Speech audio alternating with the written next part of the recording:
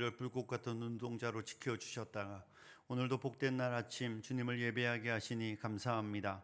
아버지 하나님, 예배하는 심령들 주님 앞에 몸과 마음을 드리며 또 준비한 예물을 드리오니 주님 받아주시옵소서. 기쁨과 즐거움으로 주님이 주신 것을 다시 주님 앞에 돌려드립니다. 하나님 받아주시고 이 예물이 주님의 나라와 영광을 위하여 복되고 아름답고 지혜롭게 사용되게 하여 주시옵소서. 우리 교우들 어려운 시절을 살아가고 있습니다. 말하지 못할 경제적인 어려움으로 고통당하는 이들도 있습니다. 아버지 하나님, 때를 따라 돕는 은혜로 채우시고 공급하여 주셔서 이 어려운 시기를 잘 이겨갈 수 있도록 은혜를 베풀어 주시옵소서. 아버지 하나님, 우리가 환난당한 이웃을 돌아보는 지혜를 허락하여 주셔서 환난당한 이웃들을 섬기고 함께 이 땅을 따뜻한 마음으로 우리를 사랑하신 주님의 사랑으로 섬기며 승리하며 잘 극복해가는 우리 교우들이 되게 하여 주십시오. 소득의 10의 1조 감사의 예물, 주일의 예물, 선교의 예물, 모든 예물을 주님께 드립니다. 주님 받으시고 축복하여 주십시오. 오늘도 함께 말씀을 들을 때에 깨달음의 은혜를 허락하여 주시옵소서. 예수님 거룩하신 이름으로 기도드리옵나이다. 아멘. 할렐루야. 하나님의 은혜가 새로 시작된 한 주간 여러분의 삶에 넘치시기를 축복합니다.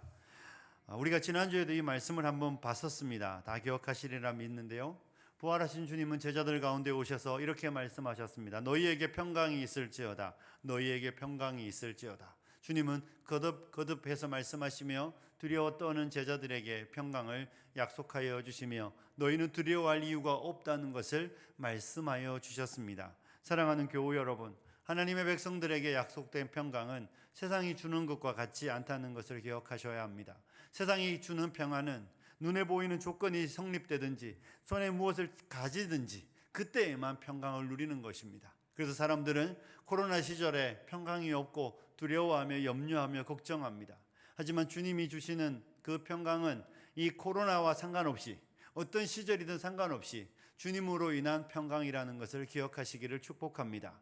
우리가 만약에 코로나가 지나가면 평안할 것 같다라고 말한다면 우리의 평안은 이 코로나와 다음 평안 사이에 잠깐 누리는 평안일 뿐일 것입니다. 생각해 보십시오. 우리의 날들 속에서 파도치지 않는 날이 있습니까? 우리의 인생에서 바람 없는 날이 있었습니까?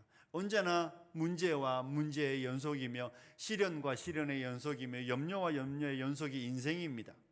타락한 인생이 살아가는 이 세상은 죄악으로 관영하고 죄악으로 관영한 세상에는 언제나 걱정거리, 염려거리, 불안한 일들의 연속인데 그 연속인 세상에서 그 문제만 지나가면 평안할 것이라는 생각은 평안을 포기하는 이야기죠. 하지만 주님이 하시는 이야기는 무엇입니까? 그 문제와 상관없이, 그 어떤 어려움과 상관없이 나는 너희에게 평안을 주겠다고 약속하여 주시는 것입니다. 예수 그리스도께서 여러분 마음에 거하십니까? 예수님이 여러분 안에 내주내재하고 계십니까? 부활하신 주님이 우리의 마음을 다스리고 지배하고 통치하고 계십니까? 주님이 다스리신다면, 주님이 우리 안에 내주하신다면 저와 여러분의 마음은 평강으로 넘쳐날 줄로 믿습니다. 주님이 약속하시는 이 평강이 여러분의 삶에 있기를 축원합니다. 주님은 그러면서 제자들에게 또 이렇게 말씀하셨습니다. 아버지께서 나를 보내신 것 같이 나도 너희를 보낸다고 말씀하여 주셨습니다. 아버지께서 나를 보내셔서 나는 여기에 왔다. 요한복음에는 예수님은 거듭해서 그 말씀을 하셨습니다. 나를 보내신 자야, 나를 보내신 자, 나를 보내신 자의 뜻을 행하는 것, 나의 양식은 나를 보내신 자의 뜻을 행하고 그것을 온전히 이루는 것이라고 말하며 주님은 스스로 오신 것이 아니라 아버지께서 보내서 오셨다는 이야기를 하셨습니다. 그러면서 우리에게도 동일한 말씀을 주셨습니다. 나도 너희를 보낸다. 이렇게 주님은 말씀하셨죠. 이것이 저와 여러분이 여기에 있는 이유입니다. 왜 여기에 계십니까? 왜 우리가 썩지 않고 새하지 않고 더럽지 않은 나라를 유업으로 받았음에도 불구하고 아직 거기에 가지 못하고 아직 거기에 다다르지 못하고 이 수고하고 땀 흘리며 고생과 고통뿐인 세상에 왜 여기 있을까요? 이렇게 물을 때 대답은 딱 하나입니다. 아직까지 주님이 우리를 그의 나라로 부르지 않으셨기 때문에 여기에 있는 것이고 여기에 있는 날들 동안은 주님이 우리를 보내셨기 때문에 여기에 있다는 것을 잊지 않으셔야 합니다. 사랑하는 교우 여러분, 여기가 좋아서 있는 거 아닙니다. 여기를 사랑하기 때문에 여기에 있는 거 아닙니다. 어쩔 수 없이 아직 여기에 있는 것입니다. 어쩔 수 없이 아직 여기에 남겨진 것입니다. 왜냐하면 주님이 십자가를 지시고 부활하시고 하나님이 그를 하늘로 불러 올리실 때까지 이 땅에 오셨던 주님이 여기에 머무셨던 것처럼 우리를 구원하신 주님이 저와 여러분에게 아직도 너희에게 여기에서 남겨진 일들이 있다라고 말씀하시며 우리를 여기에 남겨두셨기 때문에 있는 것이지, 여기에 뭐 미련이 있어서, 여기에 내 마음을 둘 것이 있어서, 여기에서 아직까지 얻을 것이 있어서, 누릴 것이 있어서 여기에 있는 것이 아니라는 것을 잊지 않으시기를 주님의 이름으로 축복합니다. 우리가 여기에 사랑하는 것이 있다면, 우리가 여기에 남겨둬야 될 이유가 있다면 딱 하나입니다. 주님의 명령과 주님의 뜻을 이루는 것이죠. 그래서 주님은 나도 너희를 보낸다라고 말씀하여 주셨습니다. 교회는 주님의 이 거룩한 사명을 받은 공동체입니다. 저와 여러분은 이 땅에 보내진 사람이며 남겨진 사람들입니다. 우리는 거룩한 목적을 위하여 보내지고 남겨졌다는 것을 잊지 않으셔야 합니다. 가끔씩 이런 본문을 읽어가면, 이제 오늘 본문이 뻔하잖아요. 여러분, 읽어가면 성도님들이 이런 이야기를 합니다. 목사님 또 전도하라고 이야기하시네. 이런 이야기 하시면서 마치 복음을 전하는 일들이 이 화평교회 빈자리를 채우기 위한 목적이라고 생각하시든지, 이 교회가 사람이 많아져서 대형 교회가 되는 게 우리 목사님에게 참 좋겠다, 이런 생각을 하시면 안 됩니다. 여러분, 저는 여러분으로도 충분하고 여러분도 부담스럽습니다. 사람이 더 많아지는 것이 목회자의 유익이라고 생각한다면, 사람이 더 많아지는 것이 우리 교회는 사람이 얼마나 모여요, 이런 것으로 여러분 우리가 생각한다면 여러분과 저는 되게 진리를 이상하게 이해하고 오해하고 있는 사람들입니다. 거듭 말씀드리지만 충분히 많습니다. 충분히 저랑 이기찬 목사님이 감당할 만한 숫자가 이미 아닙니다. 그럼에도 불구하고 성경이 우리를 향하여 복음을 전하라고 말하는 이유들은, 저와 여러분이 세상으로 보내라고 말하는 이유는 전혀 그런 이유에 있지 않은 것입니다. 왜 하나님께서 나도 너희를 세상으로 보낸다고 말씀하실까요? 왜 주님은 우리를 세상으로 보내셨을까요? 우리가 읽은 이 23절을 먼저 보겠습니다. 23절을 한 목소리로 같이 읽습니다. 시작. 너희가 누구의 죄든지 사하면 사하여질 것이요 누구의 죄든지 그대로 두면 그대로 있으리라 하시니라. 아멘. 너희가 누구의 죄든지 사하면 사하여질 것이고 그대로 두면 그대로 있는다는 이야기를 문자 그대로 읽으면 내가 용서할게, 내가 너의 죄를 사한다, 이러면 그 사람이 용서를 받는 것이고, 내가 너를 용서하지 않아, 그러면 그 사람이 죄가 있는 것처럼 저와 여러분이 누군가에게 죄의 용서를 할 수 있는 그런 권세가 있는 것처럼 생각하시면 안 됩니다. 이 본문은 그런 내용이 아닌 것이죠. 우리가 누구의 죄를 사하면 사하여지고 누구의 죄도 사하지 않으면 그대로 있는다는 이야기는 결과에 대한 이야기입니다. 어떤 결과입니까? 저와 여러분이 세상에 나가서 하나님의 복음을 전파했을 그때에 사람들이 예수를 영접하고 회개하여 예수님을 영접하면 그들 안에 일어나는 일이 무엇입니까? 죄사함의 은혜입니다. 그런데 그들 가운데 누군가가 우리의 복음을 소리를 듣지 않고 거절함으로 그들이 회개하지 않으면 여전히 그들은 죄 안에 남아있다는 이야기지, 교회가 사죄하는 권세가 있다거나 어떤 로마 교회처럼 고해 성사를 하면 신부가 죄사하는 그런 이야기를 말하는 것이 아닙니다. 저와 여러분이 세상에 나가 복음을 전할 때 일어나는 결과가 어떤 것인지를 말하여 주고 있습니다. 사랑하는 교우 여러분, 오늘 원래 예전에는 2부 예배가 교사들 중심의 예배였다는 이야기를 들었습니다. 교회학교 교사 선생님들 생각해 보십시오. 우리가 아이들을 바라볼 때, 우리가 아이들에게 진리를 가르칠 때 저와 여러분이 잊지 않으셔야 되는 사실은 그 아이들이 미래와 꿈과 희망을 위해 여러분이 세운 거 아니에요. 여러분이 그 아이들의 밝은 미래와 좀 나은 삶들을 위하여 여러분이 교사가 되어서 그 아이에게 꿈과 희망을 심어주기 위해 여러분이 교사가 된 거 아닙니다. 잊지 않으셔야 합니다.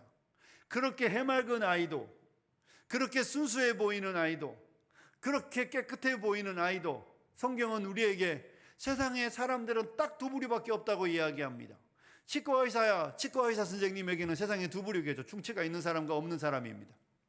내게 돈이 되는 사람과 돈이 안 되는 사람일 뿐입니다. 성도는 어떻습니까? 성도의 눈에 세상은 딱 두 부류여야 합니다. 한 부류는 누구입니까? 죄사함의 은혜를 받은 사람입니다. 그럼 반대는 무엇이겠습니까? 죄사함의 은혜를 받지 못한 사람입니다.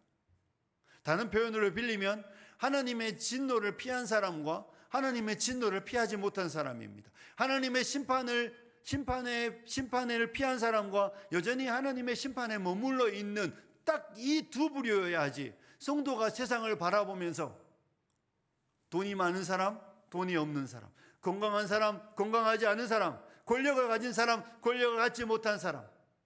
그것이 우리가 세상을 보는 기준에 들어와 있다면 여러분과 저는 진리를 여전히 잘못 이해하고 있는 사람입니다.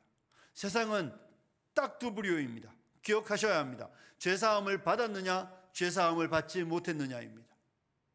다시 돌아오면 교회학교 교사 선생님들이 잊지 않아야 되는 가장 중요한 진리는 이 아이들도 죄 용서를 받아야 되는 죄인이라는 것입니다. 이렇게 순수해 보이고 이렇게 해맑아 보이는 아이가 무슨 죄가 있습니까? 말도 안 되는 이야기 하지 마십시오. 목사님, 이렇게 순수한 아이인데요, 뭐가 순수합니까? 뭐가 해맑은 아이입니까? 여전히 하나님을 모르는 죄인일 뿐입니다. 여전히 자신들이 죄인이라는 것도 알지 못하는 죄인인 것이죠. 우리는 이 땅을 바라보며 이 땅의 사람들이 하나님의 심판을 피하지 못하고 죄 아래에 있는 죄인들이라는 것을 자꾸 생각하지 않는 경향성들이 있습니다. 그래서 그들이 부러운 것이에요. 그래서 그들이 우리의 삶의 부러움의 이유가 되어서 그 삶을 동경하고 나도 저들처럼 되었으면 좋겠다고 생각하며 우리의 기도의 제목이 자연스럽게 자꾸 그쪽으로 흘러가는 경향들이 있습니다. 사랑하는 교우 여러분, 성도의 눈은 흔들림 없이 견고해야 합니다. 성도의 마음의 자세는 세상을 바라볼 때 딱 이 두 기준이어야 합니다. 죄 용서를 받았느냐, 축복된 인생이며 죄 용서를 받지 못했느냐, 불행한 인생인 것입니다. 그가 무엇을 가졌든, 그가 어떠한 삶을 살든, 그가 얼마만큼 편하게 사는 건 우리의 생각할 고려의 대상이 아니라는 것입니다. 여러분과 제가 참된 그리스도인이면 우리의 눈에 세상은 딱 이 두 기준입니다. 용서받은 사람들과 용서받지 못한 사람들입니다. 그래서 용서받은 사람은 복된 인생이며 축복받은 인생이며 기쁨의 사람들이고, 불행한 인생이며 불운한 사람들이며 심판 외에는 다른 소망이 없는 인생으로 딱 나뉘어지는 것입니다. 성경은 우리에게 가서 복음을 전하라고 말하며 너희가 죄를 사하면 사하여 주고 그대로 두면 그대로 있는다는 이야기를 통하여 세상이 죄 사함의 은혜를 받아야 한다는 것을 우리에게 가르쳐 주고 있는 것입니다. 세상이 얼마만큼 비참한 현실 가운데 놓여 있는지를 성경은 우리에게 말하여 주고 있는 것이죠. 사랑하는 교우 여러분, 여러분의 눈에 세상의 비참함이 보여야 합니다. 우리의 눈에 세상 사람들이 얼마나 비참한지를 보여야 합니다. 어쩌면 코로나는 우리에게 죽음이 얼마나 우리의 가까이 있는지를 보여주고 있는 하나님의 사인인 것이죠. 이전에는 사람들이 다 죽음은 되게 멀리 있다고 생각했습니다. 이전에는 마치 어린아이들은 죽음은 이후에 100년이 지나고 70년이 지나고 때로는 80년이 지나 오랜 시간 이후에 내게 오는 것이라고 생각했는데, 코로나가 어떻게 우리에게 가져다 주었습니까? 어느 날 같이 있던 사람이 갑자기 병원에 갔는데 싸늘한 시체가 되어 죽음이 되어 나타나는 것을 보여줍니다. 물론 이제는 그렇게 우리가 두려움에서 많이 벗어났습니다. 처음에는 사람들이 되게 공포 가운데 있었습니다. 왜요? 죽을지도 모른다는 공포였습니다.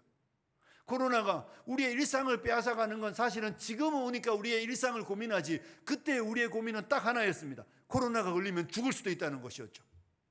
그래서 사람들이 코로나를 엄청 두려워했는데 이제 사람들이 두려워하지 않는 이유는 생각보다 죽는 사람이 작다는 것입니다. 하지만 여러분이 처음에 생각해 보십시오. 코로나가 우리에게 죽음이 멀리 있지 않다는 것을 인식시켜 주었습니다. 어린아이든 어른이든 관계없이 죽음이 참 우리의 가까이 있구나. 이전에는 우리가 참 멀리 있다고 생각했는데 가까이 있다는 것을 인식시키며 사람들로 그것에 대한 두려운 마음을 갖게 했고, 그 두려움이 우리를 벌벌 떨게 만들어서 도리어 일상을 포기하게 만들었죠. 일상을 스스로 포기했습니다. 그렇지 않습니까? 제가 카타르에서 목회할 때 저희 교회의 승무원들이 제적은 한 200명, 300명 정도 됐습니다. 한국 승무원들이 그렇게 많았는데 코로나가 딱 터지고 회사에서 휴가를 써도 된다, 무급휴가 써도 된다고 하니까 다 휴가 썼습니다. 죽은 사람도 없었고 걸린 사람도 없었는데 자매들이 두려움에 빠지더니 거의 대부분의 자매들이 한국으로 돌아갔습니다. 남은 사람들은 손에 꼽힐 정도로 교회 출석하는 자매들 중에 한 20-30명 남았을까요? 왜 다 돌아왔습니까? 두려운 것이죠. 코로나가 그들의 생명을 앗아갈 수 있다는 두려움으로 그들은 삶을 스스로 다 포기했습니다. 누가 너의 직장 떠나라고 한 것이 아니라 스스로 죽음의 두려움으로 인하여 그 삶의 자리를 다 내려놓고 고국으로 돌아왔던 것이 제가 본 현실들이었습니다. 우리도 우리의 일상들을 스스로 포기하지 않았습니까? 죽음은 사람들에게 언제나 그런 두려움을 주는 것입니다. 사랑하는 교우 여러분, 저와 여러분이 이 땅을 바라보고 이 땅의 사람들을 생각할 때에 딱 한 기준이어야 합니다. 죄와 비참함으로부터 해결받았느냐, 죄의 문제가 해결되었느냐, 그렇지 않은 거여야지 그 다른 어떤 것도 성도들의 생각에 들어오면 그건 다 불순물입니다. 그런 생각들은 다 우리가 던져버려야 되는 생각들입니다. 있어도 되고 없어도 되는 것들이며 있으면 편하고 없으면 불편한 것들이지, 있으면 행복하고 없으면 불행한 것이 아닙니다. 불편한 것과 불편하지 않은 것들일 뿐입니다. 하지만 죄의 문제는 불편과 불편하지 않음의 문제가 아니라 생명과 사망의 문제이며 그의 인생을 결정하는 가장 중요한 문제입니다. 저는 오늘 살아가는 그리스도인들이 이 세상의 비참함들을, 죄 용서받지 못한 세상이 하나님의 심판 아래에 놓여 있다는 것에 대해 얼마만큼 생각하는지에 대해서 우리가 먼저 생각해야 된다고 생각합니다. 하나님의 진노가 불의를 진리를 막는 사람들의 모든 경건치 않음과 불의에 대해 하늘로 쫓아 나타난다고 바울 사도는 로마서에서 분명히 우리에게 말하여 주고 있습니다. 모든 사람이 죄를 범하였으면 하나님의 영광에 이르지 못한다고 분명히 우리에게 가르쳐 주고 있습니다. 그 문제가 해결되지 않은 인생들에게는 어떤 희망도 어떤 꿈도 어떤 소망도 없는 것입니다.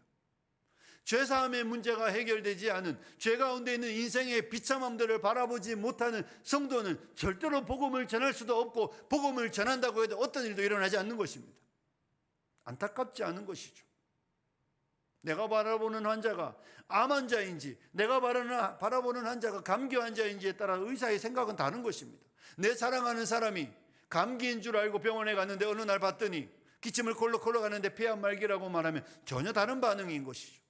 안타깝게도 오늘을 살아가는 많은 그리스도인들이 이 시대와 사람들을 감기 환자 정도로 생각한다는 것입니다. 그냥 감기 정도니까 뭐 심각하지 않은 그런 거 아니에요, 여러분. 죄사함을 받지 못한, 하나님과의 평화를 누리지 못하는, 하나님과의 화평함을 누리지 못하는 그 비참한 인생의 현실들을 우리는 바라보고 직시해야 합니다. 그래서 주님은 그 세상으로 우리를 보내시는 것입니다.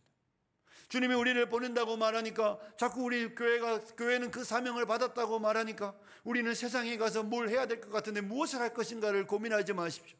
주님이 오셔서 무엇을 외치셨습니까? 회개하라, 천국이 가까웠느니라 외치셨습니다. 세례 요한도 동일한 이야기를 외쳤습니다. 회개하라, 천국이 가까웠느니라. 복음의 첫 번째 핵심 메시지였습니다. 그게 전부입니다. 선교사들을 보내놓고 선교지에서 선교사들이 나가서 그 사람들에게 빵을 주고 먹을 것을 주고 학교를 주고 고아원을 지어주는 일들은 해야 되는 일이지만 좋은 일이고 보람된 일이지만 그건 핵심의 일이 아닙니다. 선교사의 핵심의 가치가 아닙니다. 나는 학교를 몇 개를 지었다, 나는 무슨 사역을 한다, 하나도 안 중요한 이야기입니다. 그들이 빵을 먹어 생명이 좀 연장되고 그들이 학교를 지어 좀 더 많은 공부를 해서 좀 더 윤택해지는 거, 그게 중요한 이야기가 아니지 않습니까?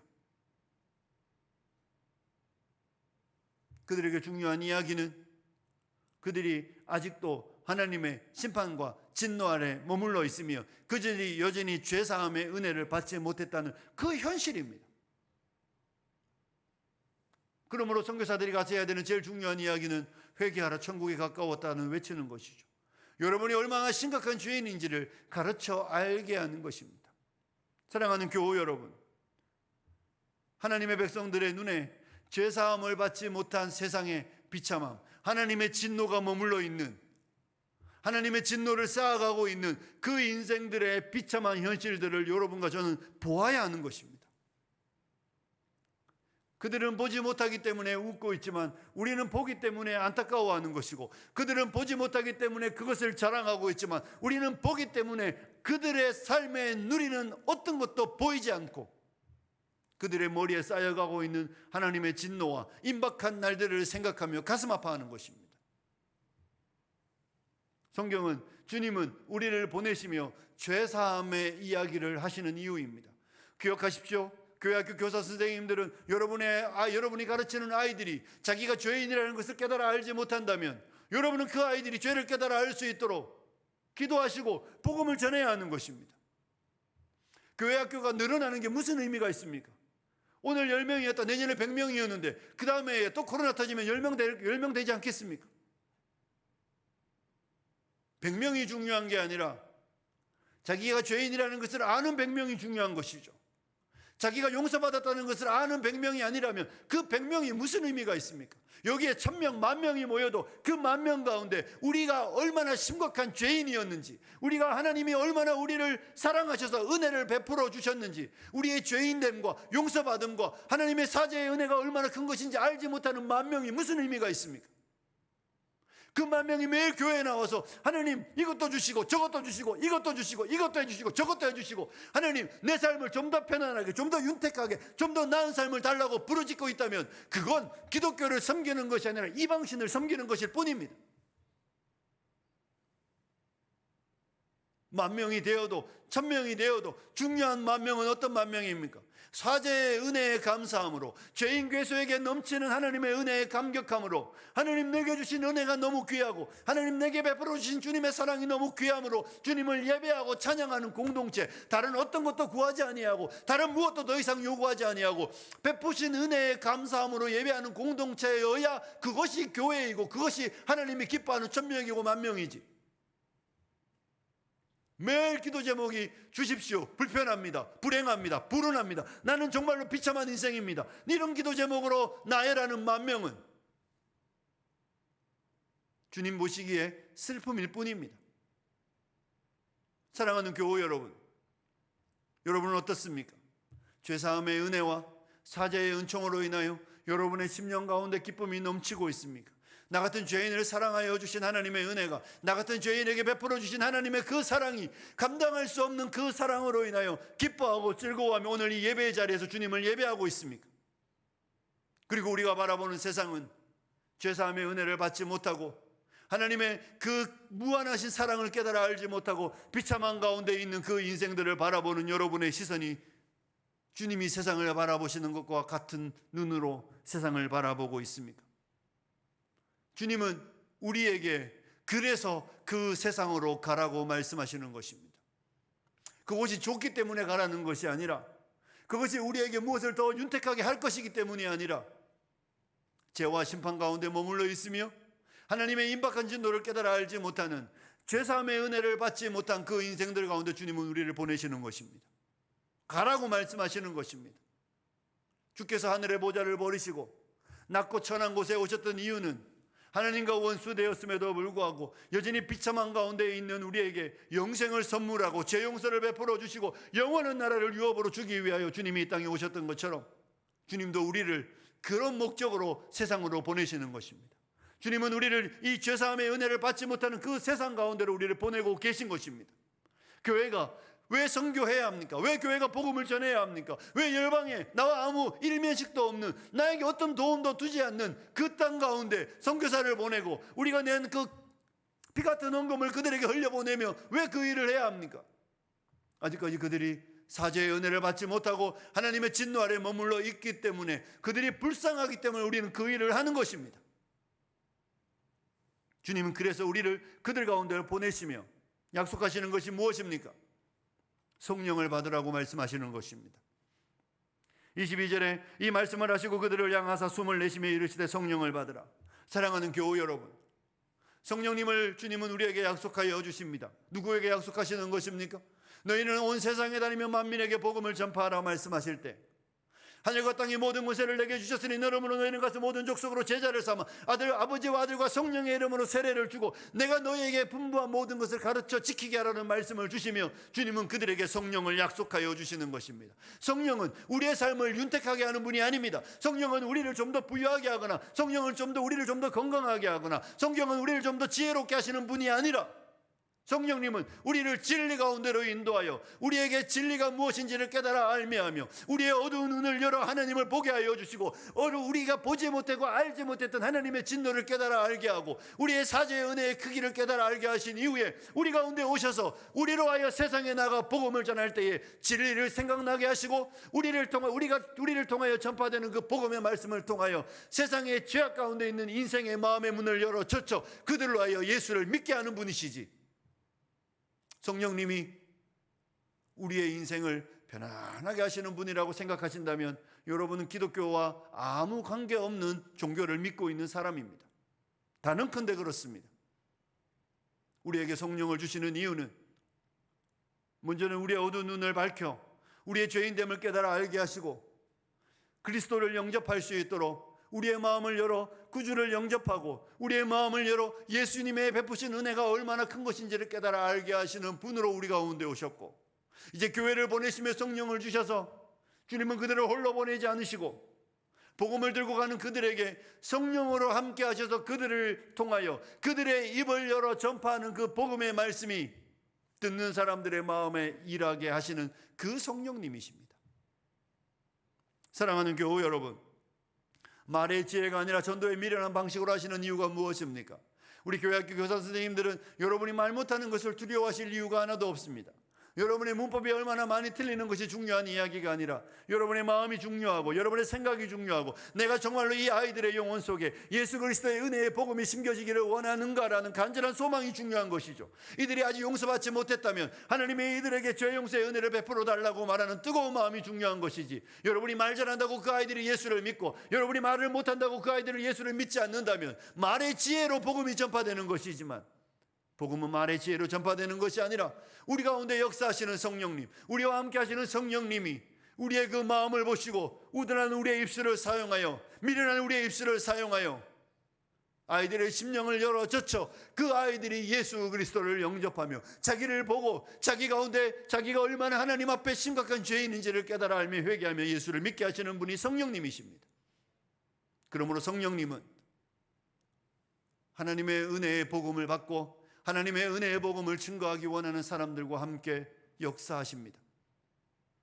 주님은 성령을 우리에게 주시겠다고 말씀하시며 내가 너를 홀로 보내지 않는다고 말씀하시는 것입니다. 그러므로 복음을 들고 주님이 보내시는 삶의 자리로 가실 때마다 두려워하고 떨지 마십시오. 성경 어디를 보아도 주님은 그 백성을 홀로 보내신 적이 한 번도 없습니다. 내가 너를 고아와 같이 버려두지 않는다고 분명히 말씀하여 주셨습니다. 주님은 그 백성이 두려워 떠는 것을 기뻐하지 않으십니다. 어린아이들이 엄마가 잠시 자리를 비우면 어떻게 아는지 놀랍게 깨어 일어나 울던 것을 여러분 기억하실 것입니다. 주님은 그 시간을 허락하지 않으십니다. 주님은 그 백성이 슬퍼 울며 괴로워하며 홀로 있는 두려움 가운데 있는 것을 원하지 않으십니다. 그래서 주께서 가시며 보혜사 성령을 우리 가운데 보내시겠다고 말씀하셨습니다. 그 보혜사라는 단어가 무엇입니까? 우리를 돕기 위해 우리 가운데 보냄을 받은 분이라는 뜻입니다. 그 더 무식하게 이야기하면 우리를 섬기는 우리의 종이 되신다는 이야기입니다. 누가요? 하나님께서, 성령 하나님이 우리를 섬기기 위해 우리 가운데 오셔서 우리의 종이 되시는 것입니다. 주께서 제자들의 발을 닦으시고 주께서 우리의 종이 되셔서 우리를 섬기셨던 것처럼 성령님도 우리를 돕기 위하여 우리와 함께 하시는데, 우리를 돕는 내용은 우리를 윤택하게, 우리를 부유하게 하시는 것이 아니라 우리의 마음을 부유하게 하시고 우리의 심령을 붙잡으시고 우리의 마음 가운데 성령으로 인하여 세상이 줄 수 없는 평안을 주시고 두려워하는 자가 아니라 담대한 자요, 염려하는 자가 아니라 확신 속에서 이 땅을 살아가며 주의 복음의 말씀을 전파하는 자로 우리를 보내시며 주님은 성령으로 우리와 함께 하시다고 말씀하시는 것입니다. 사랑하는 교우 여러분, 기억하십시오. 주님은 여러분과 함께 하십니다. 주님이 여러분이 가는 그곳에서 진리를 생각나게 하셔서 진리의 말씀을 통하여 사람들의 영혼을 깨울 것입니다. 주님은 능력으로 여러분과 함께 하실 것입니다. 사도행전을 읽어보십시오. 갈릴리 어부들이, 세리가, 창녀가, 능력 없는 그들이 성령을 덧입고 복음을 들고 나아갈 때 나타났던 놀라운 역사를 사도행전은 기록해 놓았습니다. 그들의 남다름이 아니라, 그들의 능력이 아니라, 그들의 권능이 아니라 오직 성령이 너희 가운데 임하시면 너희가 권능을 받는 그 하나님의 권능으로, 하나님의 능력으로 그들과 함께하여 주님이 그 우둔한 갈릴리 어부들을 사용하셔서, 주님이 그 미련한 갈릴리 어부들을 사용하셔서 복음의 놀라움들을 나타내시는 것입니다. 우리가 이 보배를 질그릇에 가졌나니 이는 능력의 힘이 큰 것이 하나님께 있고 우리에게 있지 않음을 알게 하려 함이라고 말씀하셨던 것을 기억하십시오. 질그릇 같은 인생에게 주님이 보배를 담으시고 주님의 보배가 드러날 수 있도록 성령을 주셔서 성령님을 통하여 우리 가운데 있는 보화이신 그리스도가 전파되도록 하시는 것이 성삼위 하나님의 일하심임을 믿으십시오. 말씀을 마무리합니다. 사랑하는 교우 여러분, 주님은 우리에게 성령을 약속하셨습니다. 주님은 우리를 보내셨습니다. 이 문을 열고 나가면 여러분은 보내심의 자리로 가는 것입니다. 그곳에서 여러분이 세상을 바라볼 때 여러분의 눈을 확인하셔야 합니다. 와, 부럽다. 이미 진 것입니다. 왜 나는 주지 않으셨을까? 이미 진 것입니다. 주님은 우리의 가운데 은혜를 주셨습니다. 주님은 우리 가운데 무엇으로도 갚을 수 없고 어떤 것들로도 받을 수 없는 값없이 주시는 하나님의 은혜를 저와 여러분에게 허락하여 주셨습니다. 은혜를 받은 성도가 세상을 바라보는 눈은 딱 하나라는 것을 잊지 마십시오. 은혜 받은 사람과 은혜 받지 못한 사람입니다. 용서받은 사람과 용서받지 못한 사람입니다. 죄를 깨달아 아는 사람과 죄를 깨달아 알지 못하여 어리석은 자는 그 마음에 이르기를 하나님이 없다고 한다고 말하며 죄를 짓고 살아가는 이 한 인생과 죄를 깨달아 알아 용서의 은혜를 받아 하나님 안의 평화를 누리는 딱 이 두 부류가 성도의 눈에 비치는 세상이어야 합니다. 그 기준으로 세상을 보시고 그 기준으로 세상으로 나아가십시오. 그리고 그곳에서 하나님의 은혜의 복음을 전파하십시오. 두려워하지 마십시오. 여러분이 말 못하는 거 주님이 이미 알고 계십니다. 여러분이 능력 없는 거 주님이 이미 알고 계십니다. 우리의 힘 없는 거 주님이 이미 알고 계십니다. 그래서 주님은 우리에게 보이는 무엇, 세상 사람들이 추구하는 무엇을 주시는 것이 아니라 하나님 그분을 우리에게 선물로 주셨습니다. 성령 하나님 그분을 우리 가운데 보내셨습니다. 그리고 그분을 영원히 떠나지 아니하고 우리와 함께 있겠다고 약속하여 주셨습니다. 저와 여러분의 목표가 분명하기만 하면 됩니다.